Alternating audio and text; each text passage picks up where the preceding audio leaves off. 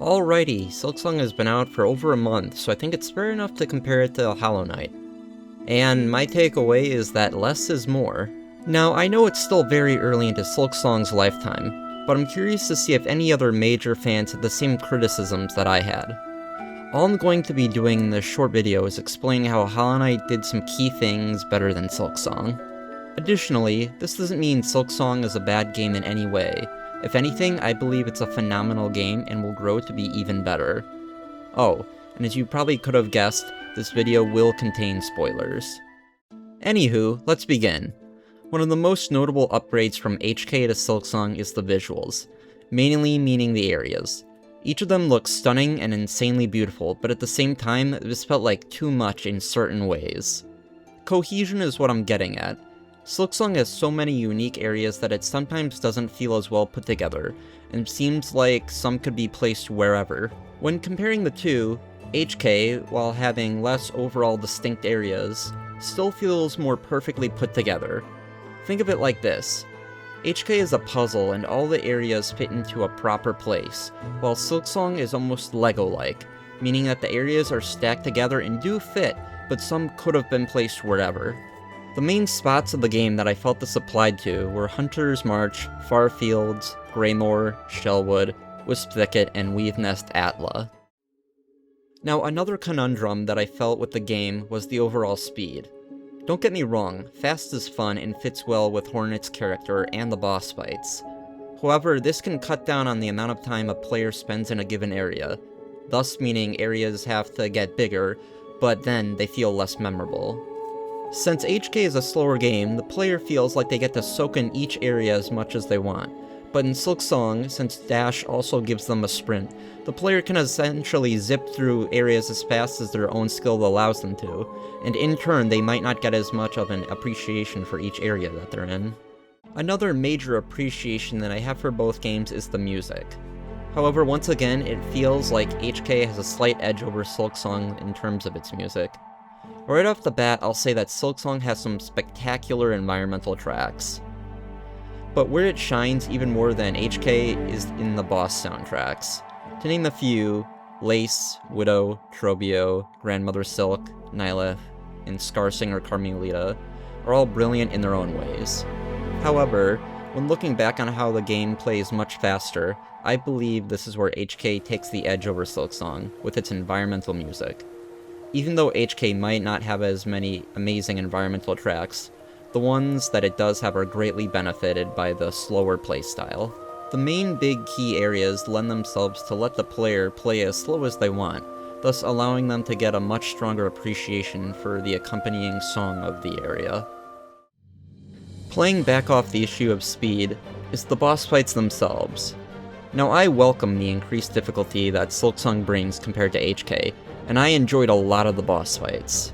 I'd 100% say that most of Hollow Knight's bosses are definitely easier than what Silksong has, but the problem I had with the fights in Silksong is the pacing and the build-up. At the start, the pacing is good, fighting Moss Mother, Bellbeast, Lace, and Fourth Chorus, but as the player gets towards the middle of a playthrough, 3 bosses are basically sandwiched next to each other, that being Moorwing, Sister Splinter, and Widow. This, at least to me, felt very cramped and didn't allow the player enough exploration time in between. Additionally, a few bosses felt like I never encountered them at the right time, either being too early in the playthrough, where you get steamrolled, or too late, where it's unchallenging. Regarding the build-up, I'm referring to the true final boss. Silksong's feels like it should have been Grandmother Silk, but instead ends up being our third fight with Lace. In Hollow Knight, the Radiance felt like a proper end fight. Here is this god that's been the cause of the infection plaguing Hallownest, and you have to get through 3 phases of a boss fight to then deliver a final blow. After beating the main 3 heart fights, which are all unique and critical to their areas in the Kingdom of Farloom, the player does feel prepared for their battle with a final boss. Despite that though, having the last fight be another more difficult version of Lace just didn't feel as rewarding and felt a little underwhelming. Admittedly, the final fight is cool in concept, and is a tough fight, but when it comes down to it, it ends up being another fight of a boss the player might have already fought within their last 5 bosses. HK once again takes the current edge over Silksong in this regard.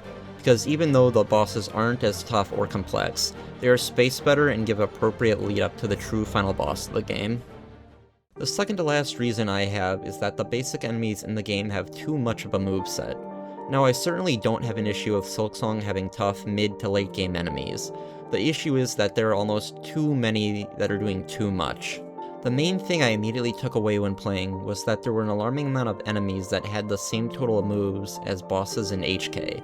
Now, it's not necessarily the complexity of the moves I have a problem with, but the way they're used in combination. A good example of this would be enemies that are not only flying, but also have a dashback and a projectile. Now, these aren't bad traits for enemies, but when combined together, you get some pretty infuriating ones. To add to that, there will still be other enemies in a given room with them, making it even more of a struggle just to catch up and kill them.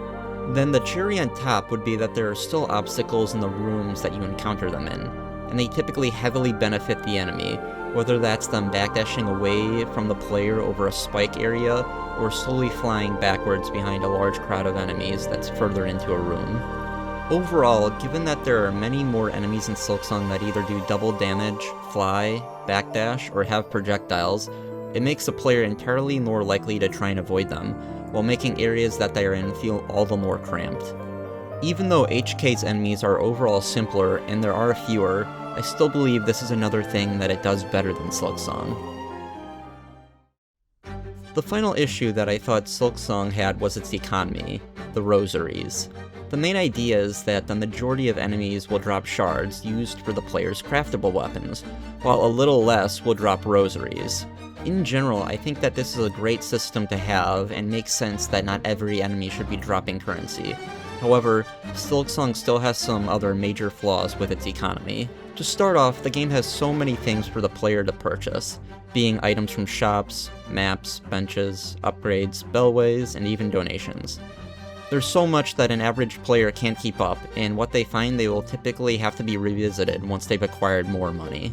Needing to come back isn't a flaw, but what's required next is, that being the resulting player having to room reset farm specific enemies. Upon playing Silksong, I found myself having to farm for at least over 3+ hours in the mid-game, with a higher currency drop build, just to purchase a good majority of items that I had previously skipped over. The average player should not have to be worrying about this. Comparatively, HK had almost all enemies drop currency, as well as had a decent amount of reward chests and rocks for the player to find, thus only really resulting in the player needing to farm if they wanted to get all the unbreakable charms.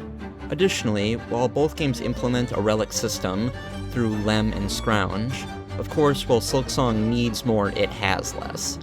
In total, Silksong only has a measly 15 relics, where HK has a strong 43 for the player to find.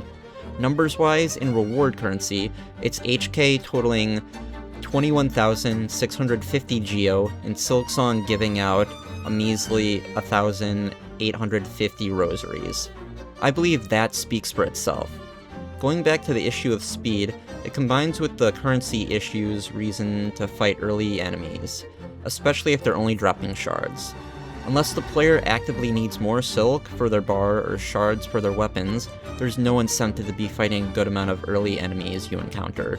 Once again, telling the player it's fine if they rush through an area, taking away from the music and visuals that make up each one. Overall, these issues I've found all draw from the point that when the game is trying to do too much at once, it hurts the finished product and makes it feel not as perfectly complete. Keep in mind, I still love Silksong and I think of it as around a 9 out of 10 game. But nevertheless, I still think Hollow Knight is currently the stronger game and will always be my preferred between the two. I do understand that Silksong is going to get a probable 4 waves of DLC that will make it feel more complete. So I just can't wait to see what Team Cherry has in store for us, and go play the game because it's $20, and that's pretty rare.